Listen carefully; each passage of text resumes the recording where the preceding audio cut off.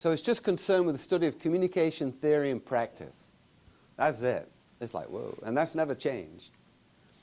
And that's why we kind of, one of the reasons a lot of authors tell me they kind of come to the journal, not only because it has this international reach, but also because it's a very friendly place for all kinds of research. So we're philosophically committed to a collective approach to scholarship, regardless of type, orientation, or geographical origin. And we're the official journal of NJCA and the New York State Communication Association. And it's one of your benefits of membership, is a subscription to the journal. This is our current editorial board. That's me at the top. Jim is here. A lot of these people, there's Sue Jasko, there's Marie, a lot of these, Jack Calderway from Fairleigh Dickinson, a lot of those people go back to 1990, 93. And this is our advisory board. This changes, but it has, you can see it's got a diverse representation of all the colleges in New Jersey and beyond now.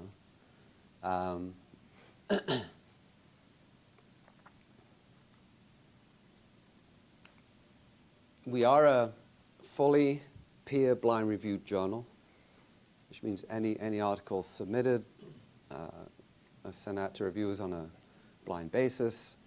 They don't know who they are. The authors don't know who the reviewers are. And because we are with Taylor and Francis, all that process is, well, it's not automated, but we have something called Scholar One or Manuscript Central, and everything is, I don't know, it's amazing. This is a little graphic of the kind of amount of articles that we deal with. So this is from 2009 to October 22. We received a total of about 833 manuscripts. It's a lot. These are the first decisions. So when they come in, they go out for review. This is the initial decision. So 100, is that right? I guess it must be. So 100 got accepted right away.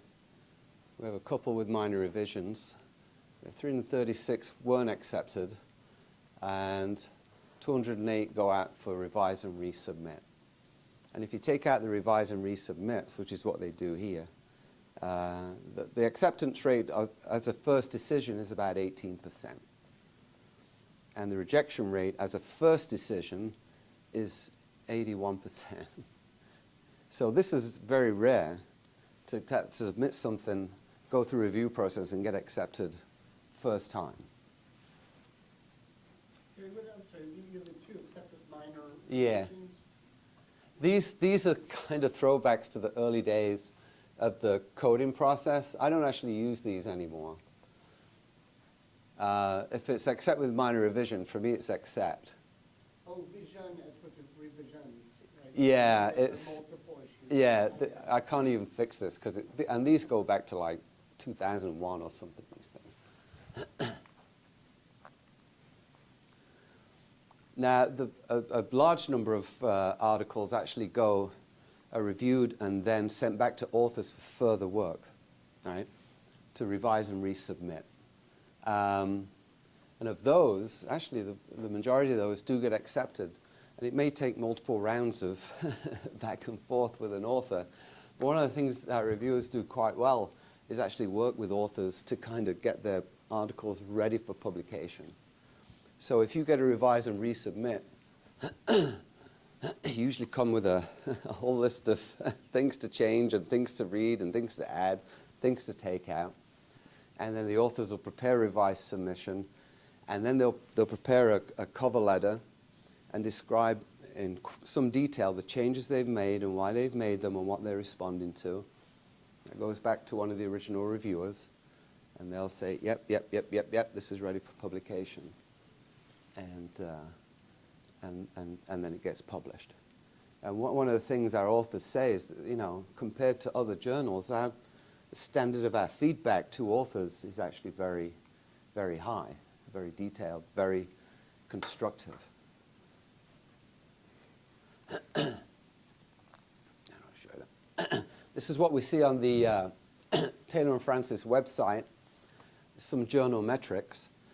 And this is one I want to point out. So in the previous calendar year, this is for 1 year, okay, articles in the journal had 53,000 downloads.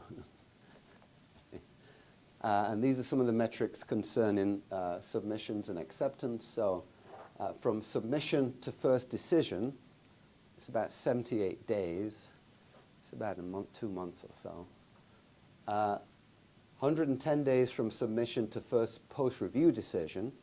That's if you so the post-review is usually quicker. So if you revise and resubmit, send it back, the review process for that is actually a lot shorter. It's like, it should be like 3 to 4 weeks as opposed to 1 to 2 months.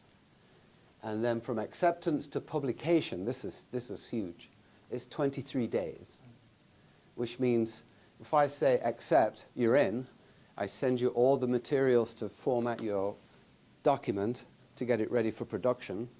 So from receipt of the final manuscript that's been kind of formatted, it will be in print within 23 days, and usually it's shorter than that.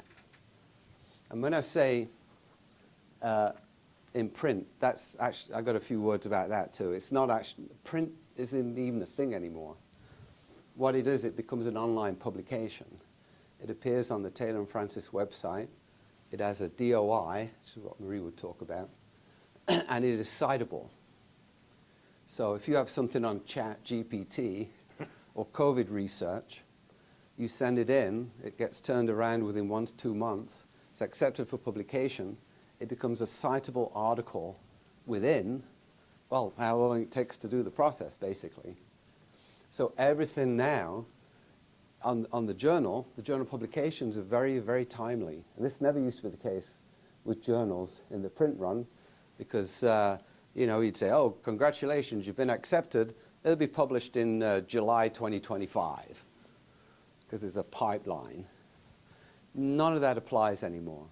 As soon as it's accepted for publication, it becomes an online publication, becomes viewable to everybody.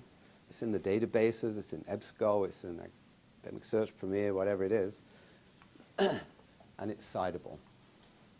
And they cite a 45% acceptance rate, but that's based on, I think that's based on the calendar year, and that varies. So those are some of the metrics. These are the places where we get submissions from.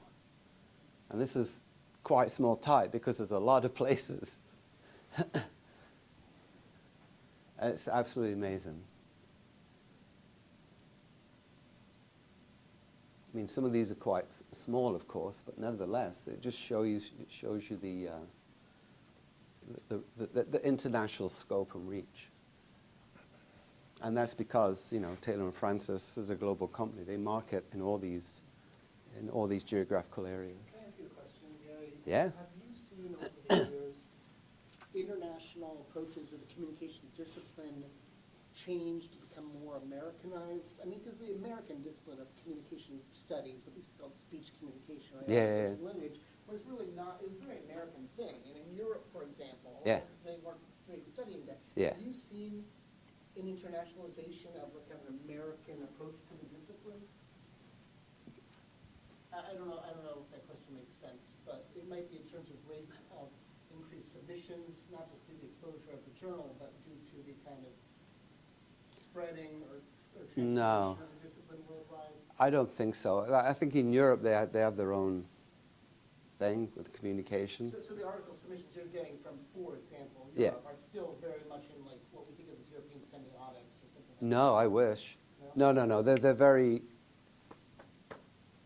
standard, quantitative things. So a lot of the things from the Middle East and Israel and Kazakhstan, they're very formal, quantitative surveys and stuff like this. But firmly established what we call the Yes. discipline?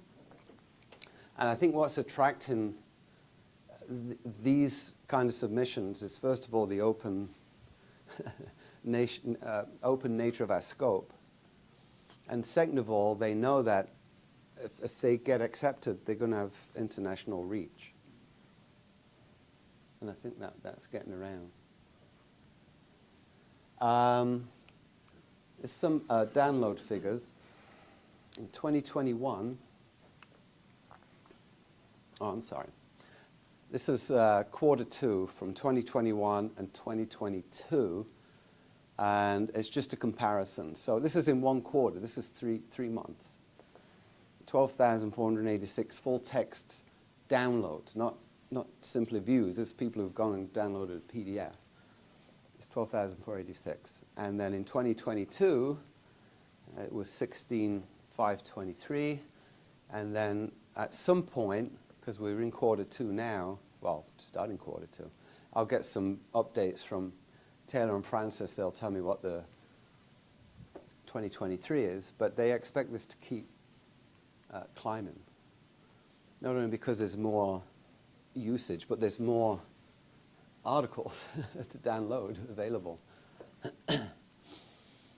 And in 2022, usage to date, now this was last October, so this will be bigger. So about 3/4 of the way 2022, there were 32,000, almost 33,000 full text downloads, which is crazy when you think about it, because where it started here. And this is where they're downloaded from. So TFO is Taylor and Francis Online.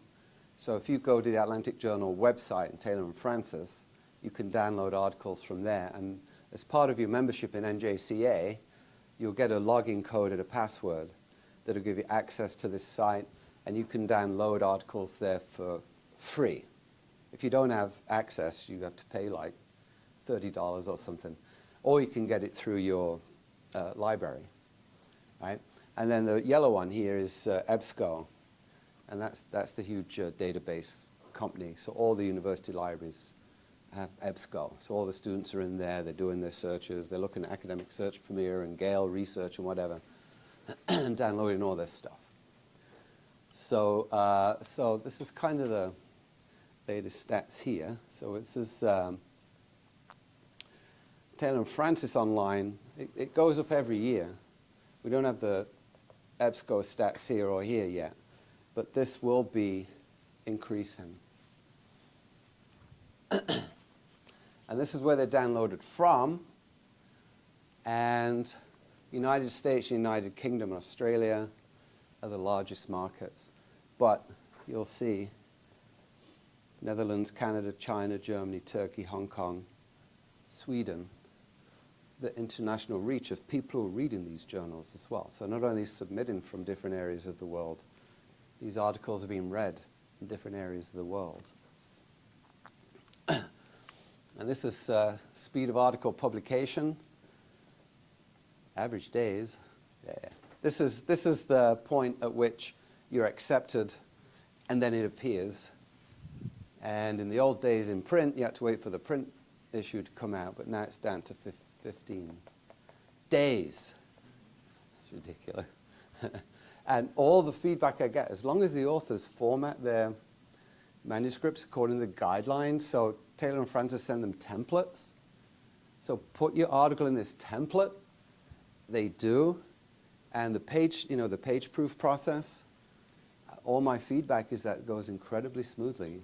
And, authors do their revisions, they do the queries and all the stuff. And they're online in 15 days. These are our submission trends. So 2021 we had 87 submissions. 2022, this is year to date, it was 84, so that's going to be bigger. But you can see the trend is that submissions are increasing. And this is about my limit, once it hits this thing, that's when I start pulling my hair out. Because I got to process all these.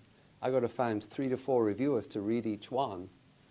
And one good thing about Taylor and Francis, they do workshops now and again. And we have Zoom meetings with editors from all over the world, the UK, Germany, Sweden, and they come on and they say, you know, what's going on with your journals? And the number one kind of topic is, how do we find good reviewers for manuscripts? And so I can't just rely on the editorial board to do all this. You can't do all this by yourself. And Taylor and Francis have all kinds of tools for finding reviewers. So you can put in a topic. Well, first of all, it suggests reviewers. It has a database of people who've written on similar topics. It'll suggest ones. And there are all kinds of other tools. And so I've made contact with scholars all over the world. I say, this is right in your area of expertise. Will you review this for me? And it's like, yeah. Or no, or whatever. You've more than doubled in 5 years. Yeah. Submission. That's Yeah. That's Yeah. hard to manage. Yeah. Can you explain that uptick? I mean, that's a pretty sizable increase in a small amount of time. You know why? Yeah, I think it's because of the marketing that Taylor and Francis does. And the fact, I think, that the Atlantic Journal is seen as a bona fide, genuine, academic, scholarly journal. Just like QJS or Com Monographs. It's the same. For them, there's no difference.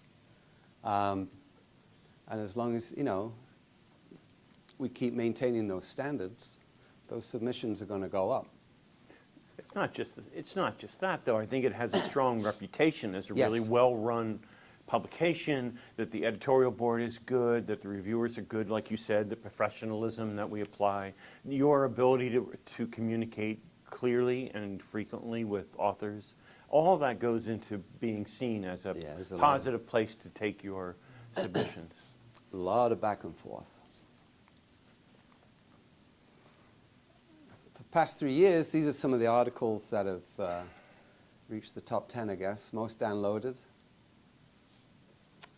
So this one, Mass Media Influence on Body Image. There's 855. Well, it says open access here. This means that you can't just download it for free. It has to be through a library database or Taylor and Francis Online or whatever. That's for the past 3 years. And then of all time, most downloaded article of all time is one on social media. It's been viewed 40,000 times. Wow. But they're not all like that, because the next one is 5,000 times. So, but 5,000 times is still pretty good.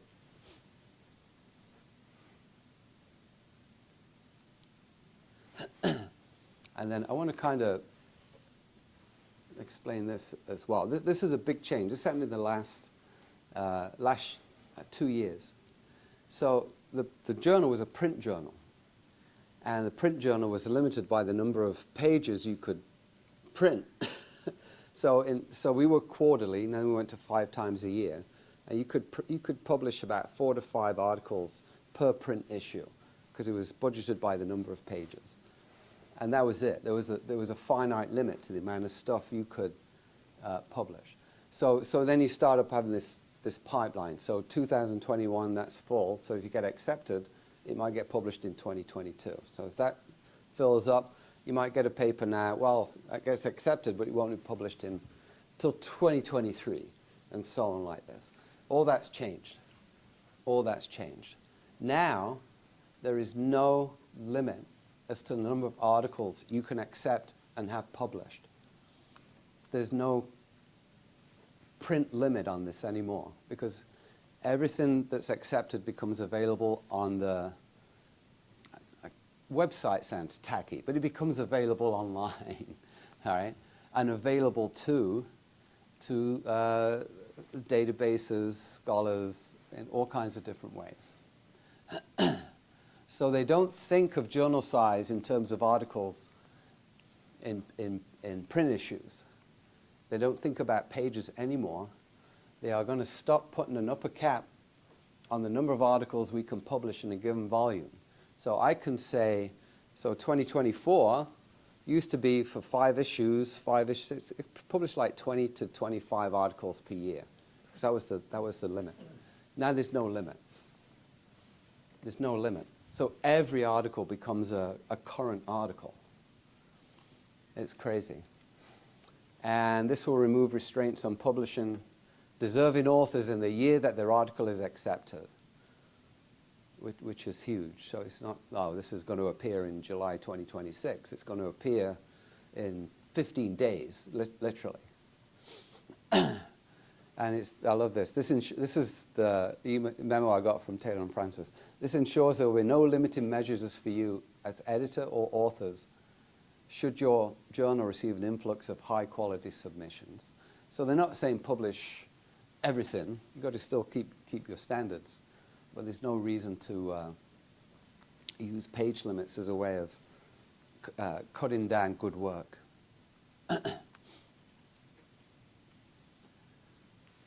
They're avoiding backlogs, pipelines and backlogs.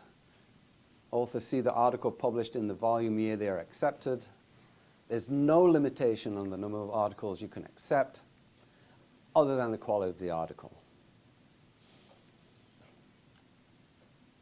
So this is the big change, and this is very, very recent.